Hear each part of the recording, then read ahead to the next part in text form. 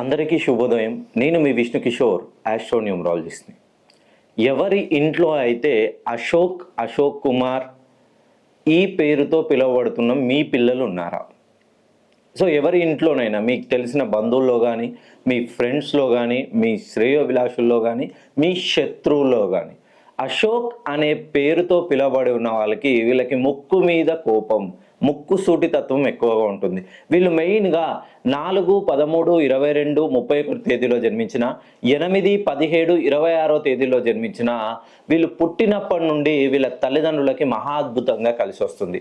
వీళ్ళు ఎప్పుడైతే జన్మిస్తారో జన్మించిన దగ్గర నుండి వీళ్ళ తల్లిదండ్రులు ఏదైనా వ్యాపారం ప్రారంభించినా, నూతనంగా ఏదైనా వాహనం కొనుగోలు చేసినా, ఏదైనా పెట్టుబడి పెట్టినా, ఎవరికైనా డబ్బులు ఇచ్చినా అవి మహా అద్భుతంగా 1కి 2 2కి 3 100 రెట్లు వీళ్ళకి కలిసి వస్తాయి.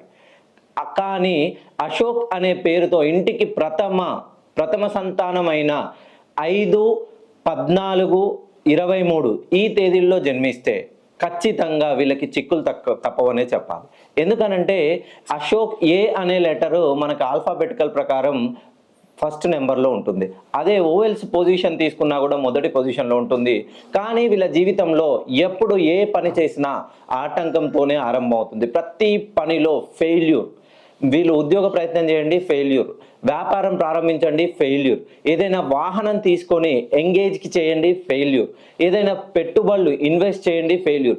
వీళ్ళ చేత్తో ఏదైనా డబ్బులు ఇవ్వండి, ఫెయిల్యూర్. సో ఫెయిల్యూర్కి కేర్ ఆఫ్ అడ్రస్గా ఇప్పటికీ 2025 సంవత్సరం వరకు అశోక్ అనే పేరుతో ఉన్నారా?